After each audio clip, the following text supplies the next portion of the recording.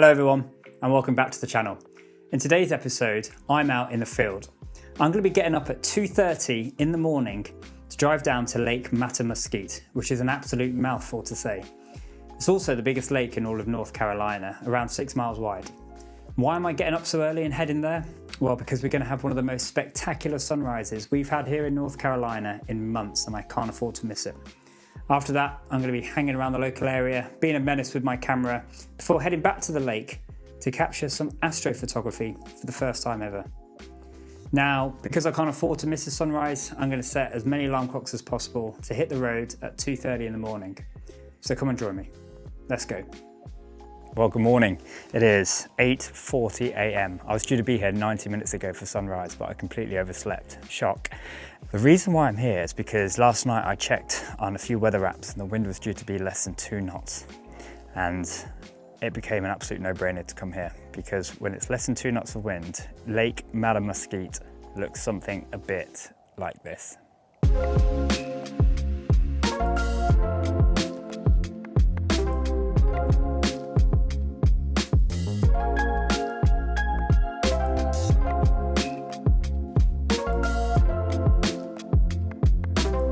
So with that incredible view, I'm going to set up now and get some shots.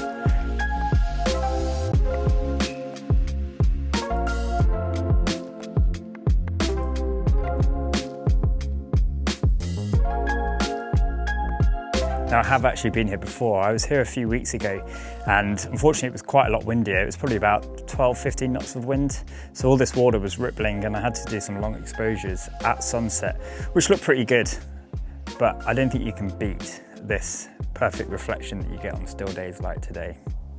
The most annoying thing about this lookout, which is probably the best one because it's directly opposite this island that sits in this lake, is that they've put this extremely frustrating board just up here.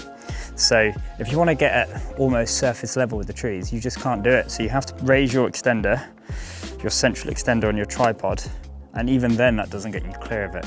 So if I tighten that up, you then have to zoom in just a touch, probably to about 30 millimeters just to be able to avoid that. And it's really frustrating.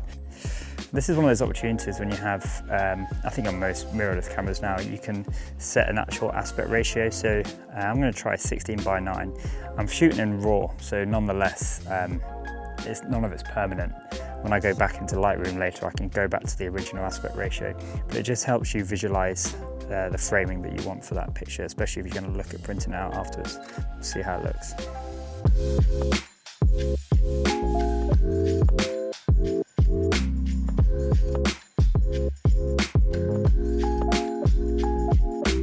Hopefully you can see now that it's a perfectly clear sky above, but if I was to just pan slightly around, you can see that we've got some nice clouds, and as a result you're getting some nice reflections.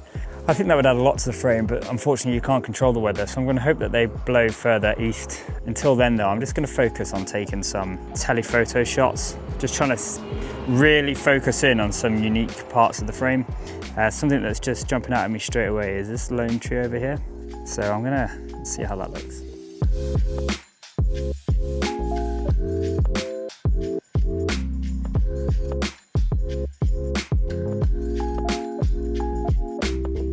After doing a bit of digging around, I've seen that we're gonna have clear skies, there's gonna be no moon, and the Milky Way is gonna be pretty much dissecting those trees out on the lake. So I'm gonna give a stab at my first attempt at doing some astrophotography. I've watched some tutorials on YouTube.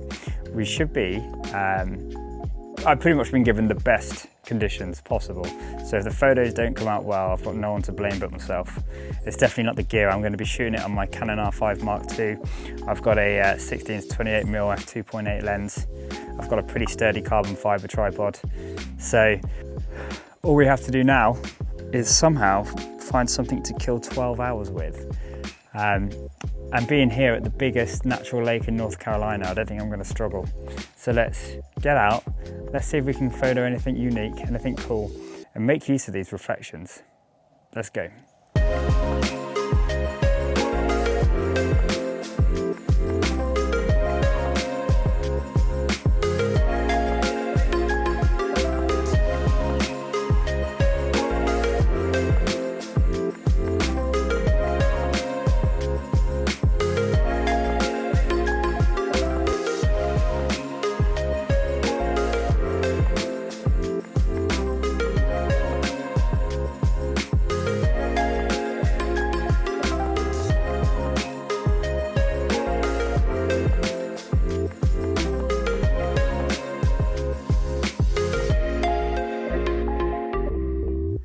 This is Future Ben.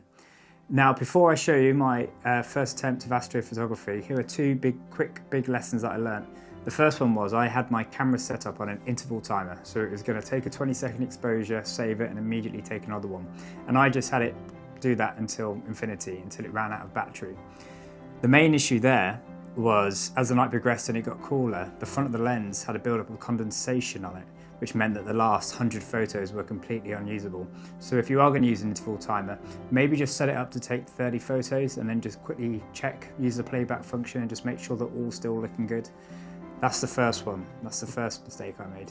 The second mistake I made was in the planning. And everything to do with astrophotography is all based around planning. You're checking to make sure that the moon's not going to be up or that it's not going to be a bright moon.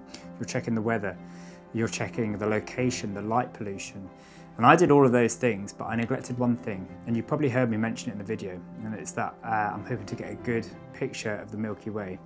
Well, that was a bit stupid of me because at the time of filming that, which was December, the Milky Way was not really visible in the Northern Hemisphere, especially around North Carolina. You need to wait, normally around here, it's kind of April to October time.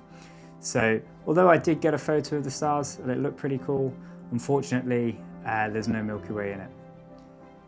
So in terms of my settings, I was set up at 1/20th of a second, had ISO about 3200. And the picture I thought came out reasonably well, all things considering. I just did a single exposure. In future, I will do an exposure of the foreground subject, which in this case today was a jetty. And then I will brighten up the image later on, and then I will conduct a normal exposure of the night sky to try and get those stars out, rather than just doing it all in one picture, because although there's good dynamic range on the Canon R5 Mark II, unfortunately it's probably not as good as I hoped, so I really had to rely on some denoise software to get rid of some of the horrible noise that was created. Anyway, now it's time to get on to my first attempt of astrophotography, and that's what I'll leave you with now. Thanks very much. I hope you enjoyed this video. If you did, please click subscribe. There are billions of videos you could be watching on YouTube, and you've just spent the last 10 minutes watching me, and I appreciate that. Thanks very much. See ya!